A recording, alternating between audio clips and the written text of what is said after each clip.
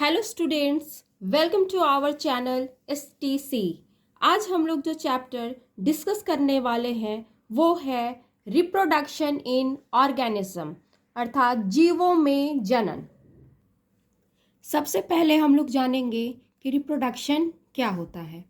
The process of producing young ones of their own kind is known as reproduction, अर्थात वह क्रिया जिसके द्वारा जीव अपने समान नए जीव को जन्म देता है उसे जनन कहते हैं। यानी कोई भी जीव जो है अपने ही समान संतति को जन्म देता है, इसे ही जनन या प्रजनन के नाम से हम जानते हैं। अब जो नेक्स्ट हम लोग टॉपिक डिस्कस करेंगे वो है types of reproduction. Types of reproduction यानी जनन के प्रकार। जनन के कितने प्रकार हैं? जनन के दो प्रकार हैं, एसेक्सुअल अर्थात अलैंगिक जनन और दूसरा सेक्सुअल अर्थात लैंगिक जनन। अलैंगिक जनन ऐसा जनन है जिसमें केवल एक जनक भाग लेते हैं, केवल एक जनक भाग लेते हैं। एसेक्सुअल रिप्रोडक्शन में केवल एक जनक भाग लेते हैं, अर्थात यह यूनिपेरेंटल होता है। और सेक्सुअल रिप्रोडक्शन में दो जनक भाग लेते हैं, अर्थात नर और मादा, ये दोनों भाग लेते हैं, इसलिए इसे सेक्सुअल रिप्रोडक्शन या लैंगिक जनन कहते हैं। सो बाइपेरेंटल होता है, लेकिन अलैंगिक जनन जो है वो यूनिपेरेंटल होता है। याद रखेंगे, केवल एक ही जनक की आवश्यकता होती है, इसीलिए इसे अलैंगिक जनन कहते हैं। दूसरा जो डिफरेंस है या दूसरा जो पॉइंट है उसमें हम कह सकते हैं कि अलैंगिक जनन एक ऐसा जनन है जिसमें कोई गैमीट्स यानी कि युग्मक का निर्माण नहीं होता है, नो गैमीट्स फॉर्मेशन। लेकिन सेक्सुअल रिप्रोडक्शन में अगर हम देखेंगे तो सेक्सुअल रिप्रोडक्शन का कैरेक्टरिस्टिक फीचर ही है गैमेट्स। स्टार्ट ही होता है ये गैमेट्स से, इसलिए सेक्सुअल रिप्रोडक्शन में गैमेट्स फॉर्मेशन एक इसेंशियल प्रोसेस है, यानी युग्मक का निर्माण होता है।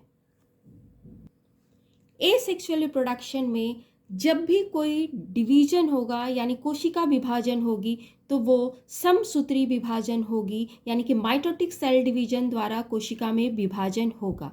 लेकिन sexual reproduction involve both type of cell division, meiosis as well as mitosis. यानी कि सेक्सुअल रिप्रोडक्शन लैंगिक जनन में दो प्रकार की कोशिका विभाजन होती है, एक समसूत्री विभाजन और एक अर्धसूत्री विभाजन। अर्धसूत्री विभाजन द्वारा युग्मक का निर्माण यानी गैमेट्स फॉर्मेशन होता है, और बाकी गैमेट्स फॉर्मेशन के बाद जितने भी डिवीजन होते हैं, वो सेल डिवीजन जितने भी होते हैं सभी में माइटोसिस सेल डिवीजन होता है। सेल डिवीजन केवल माइटोसिस के द्वारा होता है, इसीलिए एसेक्सुअल रिप्रोडक्शन को हम लोग सोमैटोजेनिक रिप्रोडक्शन के नाम से भी जानते हैं। इस टर्म को आप नोट कर लेंगे, सोमैटोजेनिक रिप्रोडक्शन यानी एक प्रकार की कायिक प्रजनन है ये।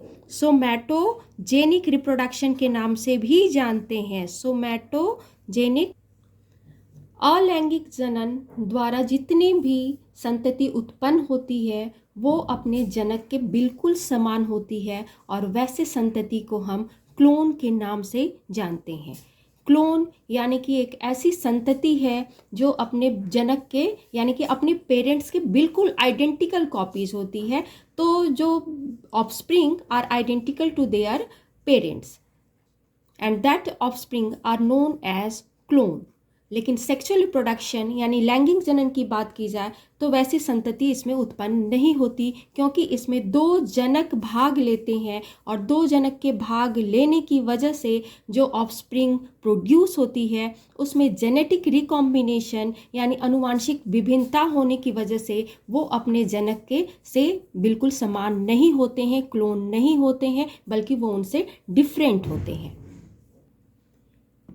डियर स्टूडेंट्स, एसेक्सुअल रिप्रोडक्शन यानी अलैंगिक जनन का दूसरा नाम है एगेमोजेनी। याद रखना है, एगेमोजेनी। एगेमोजेनी मीन्स यानी यहाँ गैमिट्स फॉर्मेशन नहीं होता है, गैमिट्स इन्वॉल्व नहीं होते हैं, इसलिए इस प्रोसेस को हम एगेमोजेनी के नाम से जानते हैं। जेनी मीन्स गैमिट्स फॉर्मेशन, जहाँ jenny means formation and गैमो means gametes and A means without, A means without, गैमो means gametes and jenny means formation. यानी जहाँ गैमेट्स फॉर्मेशन इन्वॉल्व नहीं होते हैं, यानी without the formation of gamete जो process शुरू होती है उसे हम एसेक्सुअल रिप्रोडक्शन कहते हैं। अब इसका एक और नाम है, इसका दूसरा नाम है एपोमिक्सिस। एपोमिक्सिस भी सेम एगेमोजेनी की तरह ही है, यानी यहाँ पर कोई मिक्सिंग नहीं होती है, यानी कि गैमेट्स की मिक्सिंग नहीं होती है, इसीलिए ये एसेक्सुअल रिप्रोडक्शन है।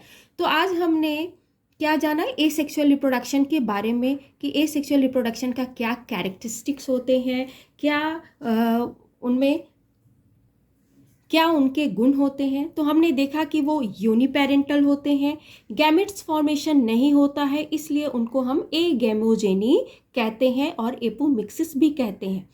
तो डियर स्टूडेंट्स, अगर उनमें गैमेट्स फॉर्मेशन नहीं होता है तो फर्टिलाइजेशन भी नहीं होगा। नो फर्टिलाइजेशन, नो फर्टिलाइजेशन अर्थात निषेचन की प्रक्रिया नहीं होती है। लेकिन इसके विपरीत सेक्सुअल रिप्रोडक्शन में निषेचन की प्रक्रिया भी होती है, क्योंकि गैमेट्स फॉर्मेशन होता है। गैमेट्स फॉर्मेशन होता है, इसकी वजह से सेक्सुअल रिप्रोडक्शन को हम लोग एम्फीमिक्सिस भी कहते हैं। एम्फीमिक्सिस भी कहते हैं। हिंदी इंग्लिश दोनों टर्म में एम्फीमिक्सिस ही यूज किए जाते हैं, इसलिए आपको दोनों लेकर चलना होगा। एम्फीमिक्सिस यानी कि इसमें दोनों gametes male and female gametes दोनों इन्वॉल्व होते हैं, मिक्सिंग होती है गैमेट्स की, इसीलिए इस टर्म को एम्फीमिक्सिस भी कहते हैं। तो एग्जाम में अगर क्वेश्चंस एम्फीमिक्सिस आता है तो आपको वही सेक्सुअल रिप्रोडक्शन के कैरेक्टरिस्टिक को लिखना है, आपको घबराना नहीं है, और आपको वही जो सेक्सुअल रिप्रोडक्शन में आपने लर्न किया है उसी चीज़ को आपको एक्सप्लेन करना है।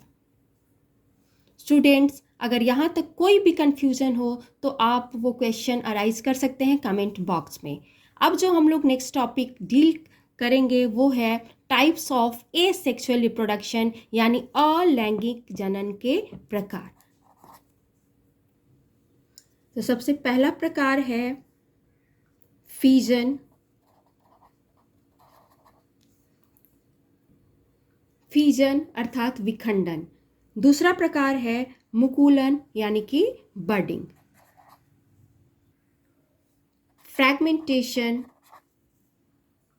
फ्रैगमेंटेशन अर्थात खंडन।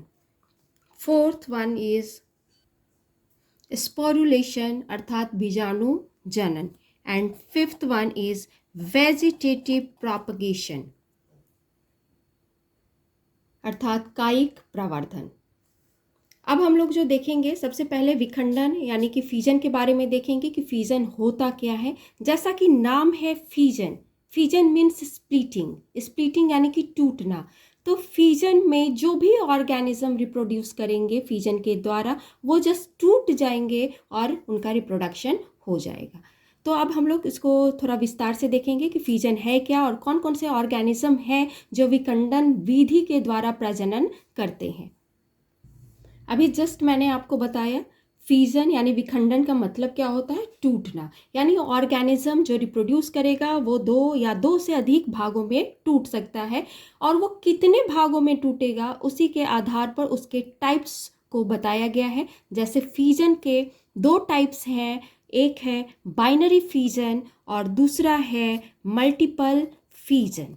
Binary fission and multiple fission यानी वो जो भी ऑर्गेनिज्म है वो कितने भागों में टूटता है उसके आधार पे इसके टाइप्स हैं।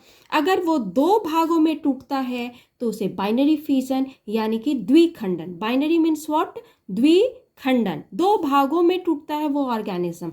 अगर वो कई भागों में टूटता है तो उसे हम मल्टीपल फीजन यानी बहुखंडन के नाम से जानते हैं।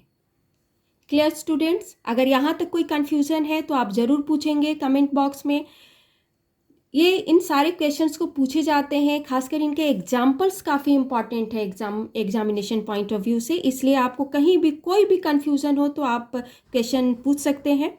तो अब सबसे पहले हम लोग बाइनरी फिजन देखेंगे कि बाइनरी फिजन का एग्जाम्पल क्या है और कैसे होता है बाइनरी फिजन। सबसे पहले हम लोग देख लेते हैं कि इसका एग्जाम्पल्स क्या है विखंडन का। तो एग्जाम्पल्स यानी कि उदाहरण है, सबसे पहले amoeba, paramecium, amoeba, paramecium, bacteria, ये सब आप नाम जानते होंगे कि ये सारे ऑर्गेनिज्म किस फाइलम से बिलोंग करते हैं। Amoeba and paramecium protista kingdom से बिलोंग करते हैं एंड बैक्टीरिया जो है वो मोनेरा किंगडम से बिलोंग करता है। तो इसको भी आपको याद रखना है। और ये डिवाइड करते हैं अपने बॉडी को बाइनरी फिजन यानी द्विखंडन के द्वारा। तो अब देख लेते हैं हम लोग कि द्विखंडन का प्रोसेस होता कैसे है। तो आप जानते हो, हम लोग देखेंगे सबसे पहले अमीबा के बारे में कि अमीबा में द्विखंडन कैसे होता है, यानी बाइनरी फिजन द्वारा अमीबा कैसे रिप्रोड्यूस करता है। तो अमीबा, जैसा हम जानते हैं कि अमीबा को कोई शेप नहीं होता है, तो एक अमीबा को ड्रॉ कर लीजिए। फिर जब भी सेल डिवीजन होगा तो सेल डिवीजन में सबसे पहले न्यूक्लियस डिवाइड करता है। तो सबसे पहले हमें न्यूक्लियस को डिवाइड होते दिखाना है। ये न्यूक्लियस का डिवीजन मैंने शो किया है। न्यूक्लियस जो है हर सेल के लिए ज़रूरी होता है, इसलिए ये न्यूक्लियस सबसे पहले डिवाइड होगा और डिवीज़न होने के बाद जो है सेल डिवीज़न भी शुरू हो जाती है।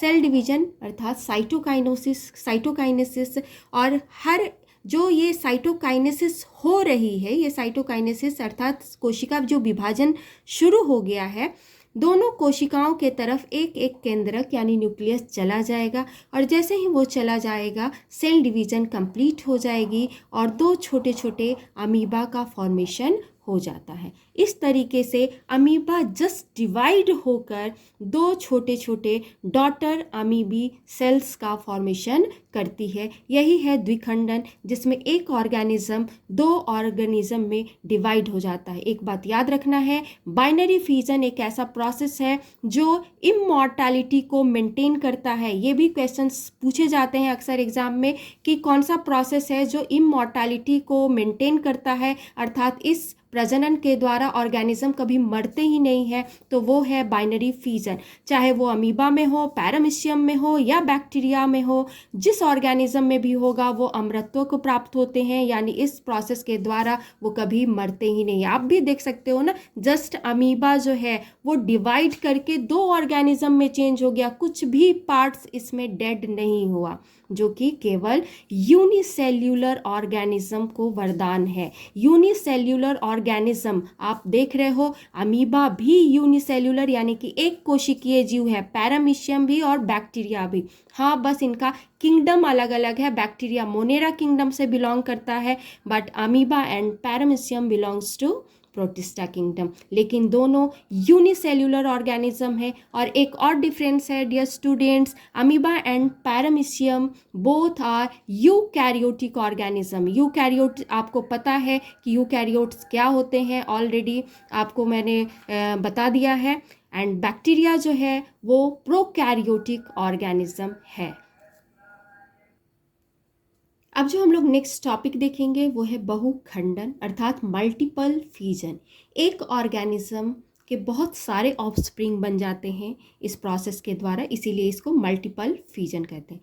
अभी जस्ट हमने अमीबा का एग्जाम्पल देखा, वो बाइनरी फिजन के द्वारा इक्वेशंस आते हैं। बाइनरी फिजन के द्वारा अमीबा केवल फेवरेबल कंडीशन, याद रखना है डियर स्टूडेंट्स, फेवरेबल कंडीशन में ही वो प्रजनन करता है। फेवरेबल यानी कि अनुकूल परिस्थिति, अनुकूल परिस्थिति में ही अमीबा बाइनरी फिजन द्वारा प्रोड्यूस करता है। लेकिन अगर ये क्वेश्चन आ जाए कि अमीबा अनफेवरेबल कंडीशन में कैसे प्रोड्यूस करता है, यानी जब प्रतिकूल परिस्थिति हो, पानी सूख चुका हो, खाने के लिए अमीबा को कुछ नहीं हो, तब उस कंडीशन में अमीबा कैसे रिप्रोड्यूस करेगा, कैसे बचाएगा उस कंडीशन से। तो सबसे पहले हम लोग बहुखंडन देख लेते हैं। तो जैसे ही प्रतिकूल परिस्थिति आती, प्रतिकूल परिस्थिति का मतलब अभी जस्ट मैंने एक्सप्लेन करा है आपको कि प्रतिकूल परिस्थिति का मतलब अमीबा जहाँ रह रहा है वो पानी सूखने लगा है, बहुत गर्मी बढ़ चुकी है, उसको खाने के लिए कुछ नहीं है, तो अमीबा वातावरण से अपने आप को बचाने के लिए अमीबा के पास जो भी स्यूडोपोडिया, इसको स्यूडोपोडिया कहते हैं, जो एक्सटेंशन लाइक स्ट्रक्चर जो निकले हुए हैं उसको स्यूडोपोडिया यानी कि फॉल्स फीट यानी कि कूटपाद कहते हैं। तो इस स्यूडोपोडिया जो है कूटपाद को वो खींच लेता है और एक गोलाकार संरचना में यानी कि सर्कुलर स्ट्रक्चर में वो चेंज हो जाता है। अब इस सर्कुलर स्ट्रक्चर के चारों तरफ वो एक वॉल रिलीज करता है, इसके चारों तरफ एक वॉल रिलीज करता है, एक वॉल सिक्रीट करता है जिसे सिस्ट वॉल कहते हैं। इसके चारों तरफ एक वॉल बना लेता है जिसको सिस्ट वॉल कहते हैं। सिस्ट वॉल, सिस्ट की दीवार, एक दीवार है, मोटी दीवार है, ये चारों तरफ अपने बना लेता है। अब इस दीवार के अंदर जो अमीबा है, इस दीवार के अंदर जो अमीबा है और उसका जो केंद्रक है, ये केंद्रक यानी कि न्यूक्लियस है, वो माइटोसिस सेल डिवीजन द्वारा अनेक न्यूक्लियाई का फॉर्मेशन करता है, अनेक केंद्रक का फॉर्मेशन करता है। और जैसा कि हम जानते हैं डियर स्टूडेंट्स कि एक सेल है, सेल के अंदर साइटोप्लाज्म यानी कोशिका द्रव भरी होती है, तो हर केंद्रक के चारों तरफ ये कोशिका द्रव और कोशिका झिल्ली अपने आप उत्पन्न हो जाती है, जिससे अनेकों सेल्स, एक सेल, एक अमीबा के अंदर अनेकों सेल्स बन जाते हैं। ये मल्टी सेल्यूलर स्ट्रक्चर हो जाता है। और अभी जस्ट मैंने बताया कि इसके चारों तरफ सिस्ट की दीवार रहती है।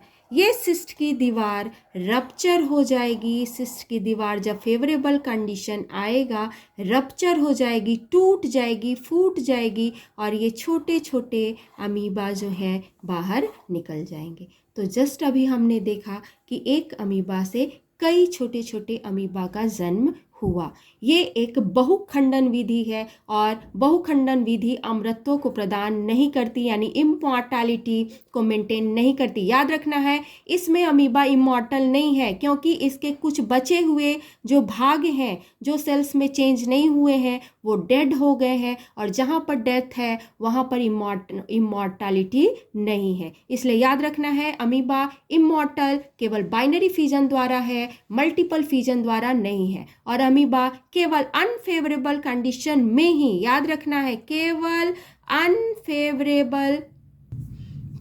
अनफेवरेबल कंडीशन में ही मल्टीपल फिजन करता है।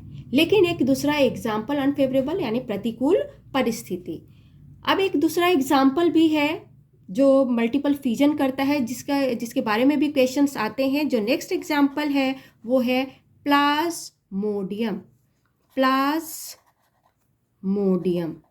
प्लाज्मोडियम आपने सुना होगा कि प्लाज्मोडियम क्या है। ये मलेरियल पैरासाइट है। प्लाज्मोडियम एक मलेरिया का परजीवी है जो मलेरिया कराने में या मलेरिया को फैलाने में मदद करता है। फीमेल एनोफ्लीस मस्क्यूटो जो है वो एक वेक्टर का काम करती है, यानी वाहक का काम करती है, जो अपने माउथ में प्लाज्मोडियम को कैरी करती है। और जब फीमेल एनोफ्लीस मस्क्यूटो किसी को काटती है तो वो ये प्लाज्मोडियम मलेरियल पैरासाइट को उसके बॉडी में इंजेक्ट कर देती है और बॉडी में आने की वजह से, इस पैरासाइट के बॉडी में आने की वजह से मलेरिया की बीमारी होती है।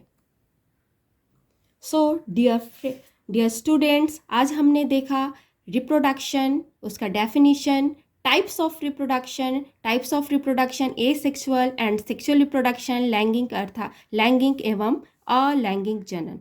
अलैंगिक जनन के भी प्रकार हमने देखे और उसमें हमने बाइनरी फिजन देखा और मल्टीपल फिजन देखा, अर्थात टाइप्स ऑफ फिजन विखंडन के कितने प्रकार हैं वो देखा। उसके एग्जाम्पल्स को हमने समझा जो कि बहुत ज़्यादा इम्पॉर्टेंट है, उसको आपको लर्न करना है। अगर फिर भी कोई क्वेश्चंस, कोई डाउट हो तो आप कमेंट बॉक्स में लिखकर पूछ सकते हैं। डियर डियर स्टूडेंट्स, आपको अगर याद करना है तो आप सबसे पहले तो आप उसके एग्जाम्पल्स ज़रूर लर्न करेंगे, क्योंकि जो क्वेश्चंस पूछे जाते हैं एग्जाम्पल से बहुत ज़्यादा क्वेश्चंस पूछे जाते हैं कि बाइनरी फिजन किस में होता है, मल्टीपल फिजन किस में होता है, इमॉर्टैलिटी यानी अमरत्व किस में मेंटेन होती है, किस में नहीं होती है। इन सारे क्वेश्चंस को आप बहुत ध्यान देंगे, अभी से ही आपको इन पर वर्कआउट करना है। Okay, students, thanks for watching. We will continue next topic in next video. Thank you.